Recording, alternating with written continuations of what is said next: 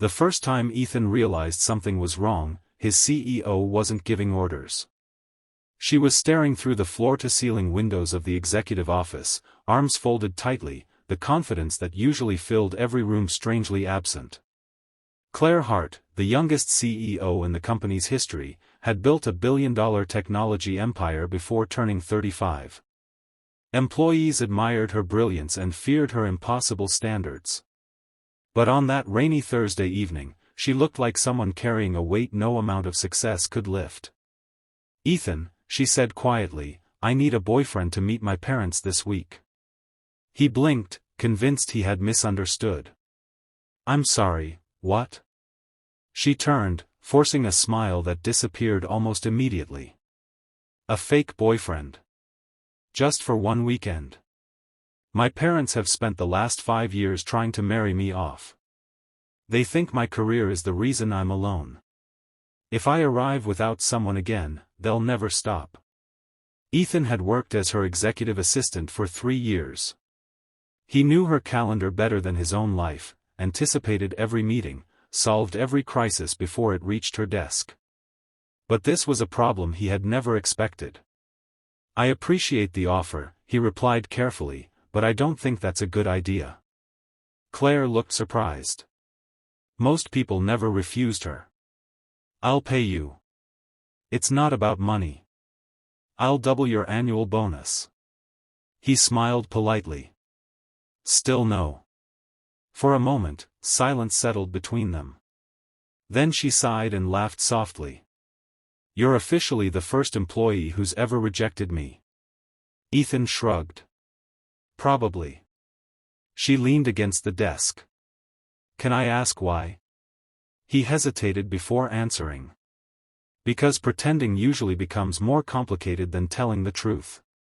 She studied him for several seconds, realizing there was no arrogance in his answer, only honesty.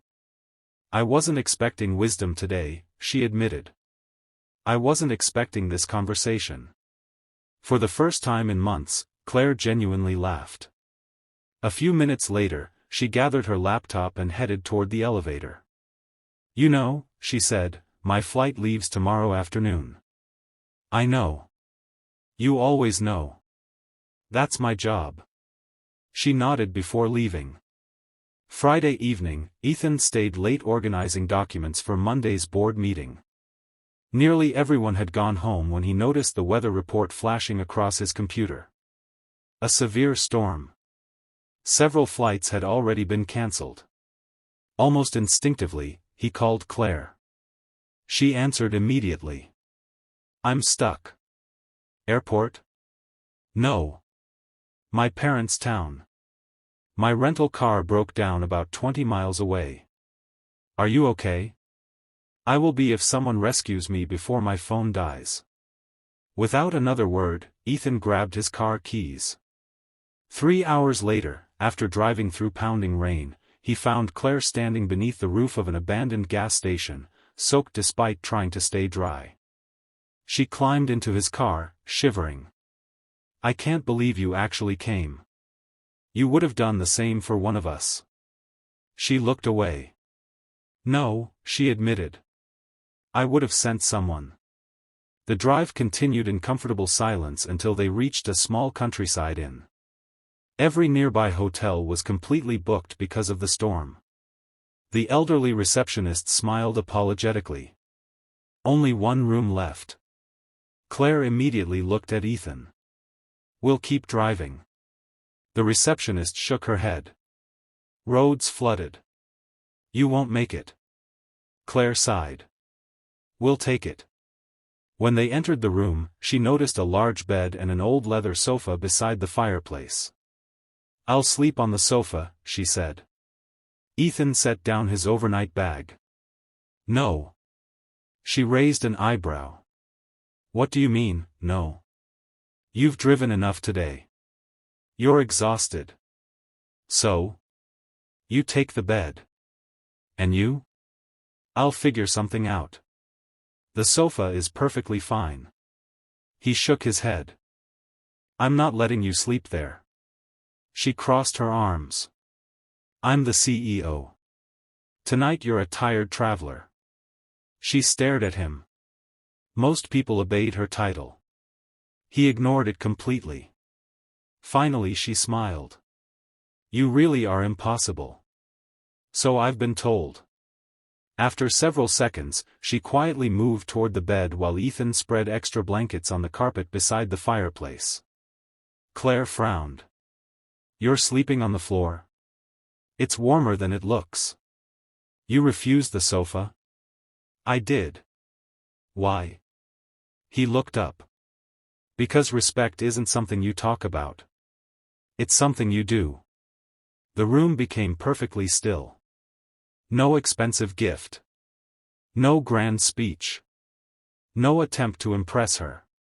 Just simple kindness. Long after Ethan had fallen asleep, Claire remained awake, staring at the ceiling. Every man her parents had introduced cared about her company. Others cared about her fortune. Some cared about appearing beside a powerful CEO. But the man sleeping on the floor beside the fireplace had refused her money, refused to lie for her, and refused to let her sacrifice her comfort for his. For the first time in years, she wondered if love wasn't about dramatic gestures at all. Maybe it looked like someone quietly choosing your comfort over their own. The next morning, sunshine broke through the storm clouds. As they prepared to leave, Claire smiled shyly.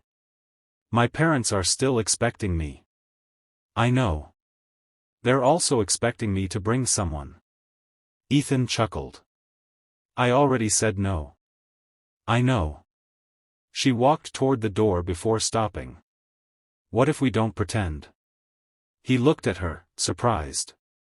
Claire smiled, not with the confidence of a CEO, but with the hope of a woman finally ready to be honest. What if we simply arrive as two people, and see where the truth takes us?